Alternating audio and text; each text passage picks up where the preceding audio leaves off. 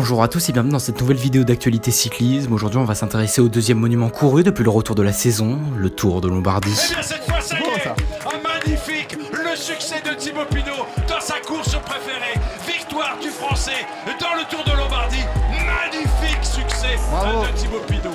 Le Tour de Lombardie est le deuxième monument italien qui se court habituellement en octobre après Milan-Turin et qui est donc l'une des dernières courses World Tour du calendrier cycliste.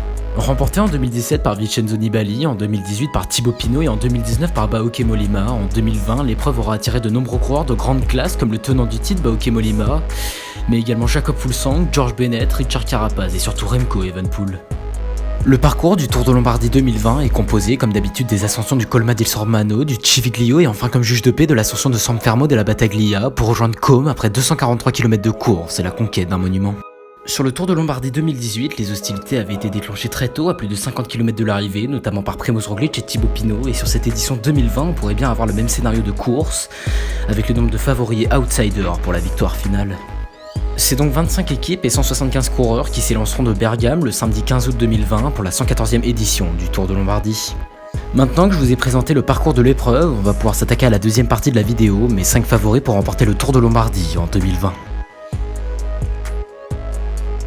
Le grimpeur néo-zélandais de l'équipe Jumbo-Visma a réalisé un très beau retour de saison en ayant terminé deuxième de la première étape du Tour de Burgos derrière le phénomène belge Remco Evenepoel.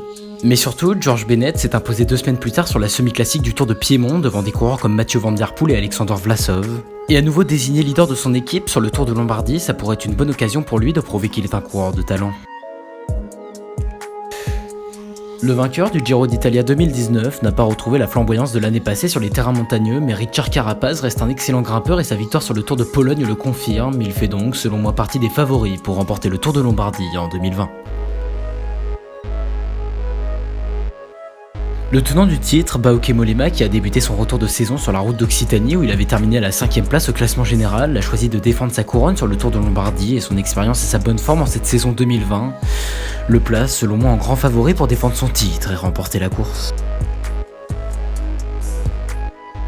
Le Danois Jakob Fuglsang, lui, aura débuté sa saison 2020 sur les Strade Bianche où il terminera à la 5ème place, plutôt décevante au vu de son attaque en solitaire à 50 km de l'arrivée qui laissait penser qu'il était le plus fort.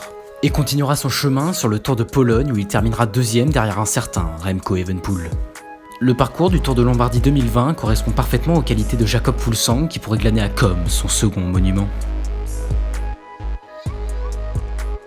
Le phénomène belge Remco Evenepoel aura gagné partout où il est passé en ses débuts d'année 2020, d'abord vainqueur de la première étape de montagne et du classement général final du Tour de Burgos, puis vainqueur de l'étape reine du Tour de Pologne avec plus d'1 minute 50 d'avance sur les 2e et 3e Jakob Fuglsang et Simon Yates, le petit cannibale est pour moi le favori numéro 1 de ce Tour de Lombardie.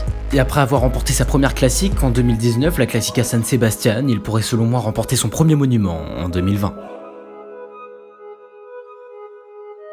Sur ce, j'espère que cette petite preview sur le Tour de Lombardie vous aura plu. Si c'est le cas, pensez au pouce bleu et à l'abonnement. Et moi, j'ai plus qu'à vous donner rendez-vous dimanche 10h pour le résumé de la 4ème étape du Critérium du Dauphiné 2020.